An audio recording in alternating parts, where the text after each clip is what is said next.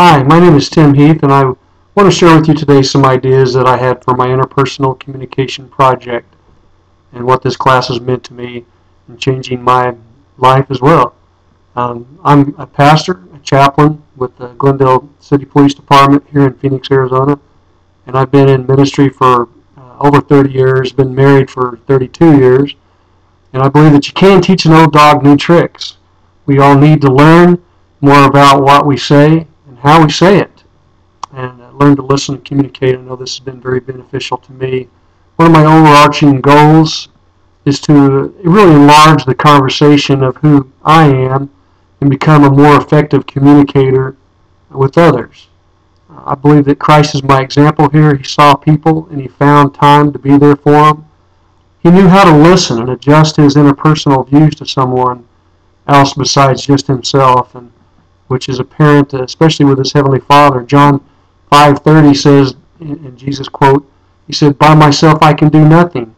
I judge only as I hear, and my judgment is just, for I seek not to please myself, but him who sent me." So the Lord knew what it meant to listen and really obey and be there for his Heavenly Father, not just his own self, which in turn meant that he was not only loving God, but loving his neighbor. With heavenly insight, Jesus used a down-to-earth, empathetic understanding to really help others, and they would, because he was such a good communicator, open up their deepest thoughts to him. I believe it was at that point that he could really reach in and help to heal them and be a healer to them spiritually, emotionally, and even reach in their life physically and heal them. And so he's the greatest example of a human servant that ever lived. He was very empathetic. And Dr. Carl Rogers, founder of the client-centered therapy, described empathy as central to the success of his therapy. He claimed that empathy occurs when therapists view clients as in an unconditional positive regard, and when they actively listen to clients, feeding back thoughts and feelings with sensitivity and with accuracy. Healing in a psychological sense then could result, he said. In his research at the University of Maine, Dr. Ken Petrus found that good listeners really stand out in the crowd.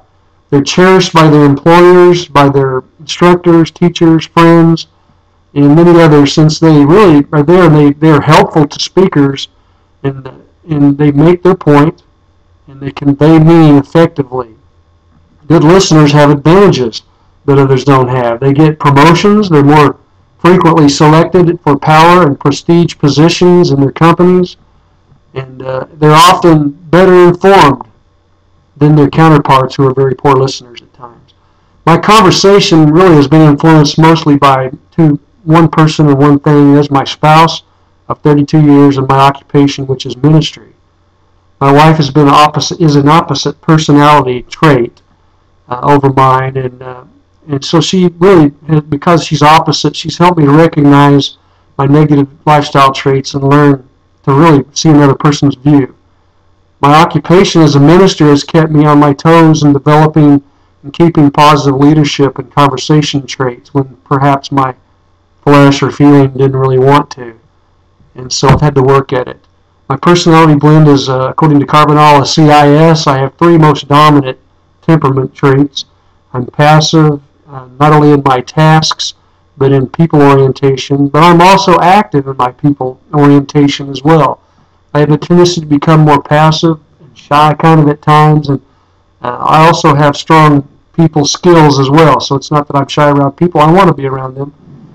I'm sometimes a fixer. I'm flexible as a person. I like to perfect and improve things. I especially like to be around folks, as I said. And I can be a strong leader or not. I don't like to be pushy. I'm a more relational person with strong people skills.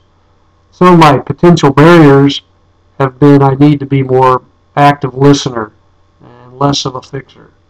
I also need to not get sidetracked in every conversation, and to focus my attention on what somebody is saying, and what their body language is saying as well. I need to be careful not to give out my view all the time and give somebody too much information.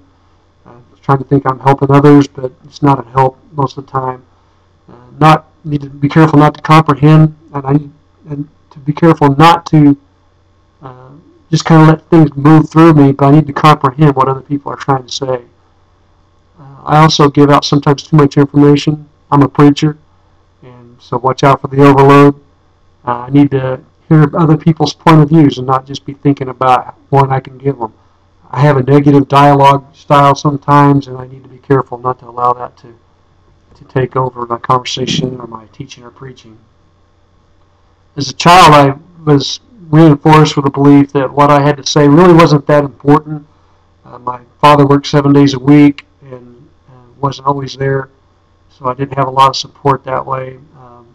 Sometimes my folks used suppressive language towards me, calling me stupid or saying, well, you're always this way, you never listen. And so I just kind of felt the expectation that I was more or less as a child to be out of sight and out of mind. And into my adult years, I sometimes still struggle with listening to myself effectively and in turn to listen to others and to feel like what they have to say is important. I'm working on becoming more of my best friend and advocate, and so I have a tendency to really overuse negative affirmations toward myself. I'm becoming more aware of words like I always or I never or every time or all the time. I'm always becoming more aware really of that and those labeling and suppressive language as well. Been very helpful thing for me in this class to discover those. I'm also working on not projecting these negative portrayals on others as well. I have two noise pollutions that come up, one internally. I need to be careful that I don't allow myself to get sidetracked in the conversation. I need to hold my rebuttal, to not interrupt, to not interrogate, to not preach. I need to reflect back on what others are hearing and what I think they're saying. I need to focus my attention really and work at listening. I need to keep an open mind and be empathetic towards other persons and give them my fullest attention and not just half an attention. I need to learn to analyze and be sensitive to other person's feelings and to watch my nonverbal communication and theirs as well. Another external pollutant that it's easy for me to get distracted by other people or maybe what's going on in the room, or I might get bored and just kind of walk away, float away from the conversation. You need to be careful not to do that. You need to be careful. Turn off the TV. Don't be distracted or other things that are going on in the room or in that setting. If I'm pressed for time, I need to reassure others that I'll give them time whenever I can. Sometimes they hit me up right before the sermon and with big questions and things, and so I just kind of like walk away. But I need to let them know why, and watch my body language and make eye contact with people because those are external things too. My overall goal for improving my interpersonal communication skills is really to develop a more approachable and positive understanding and helpful and meaningful style of communicating with my family members and those who ask me for a reason for the faith that is within me. I appreciate your time today. Thank you.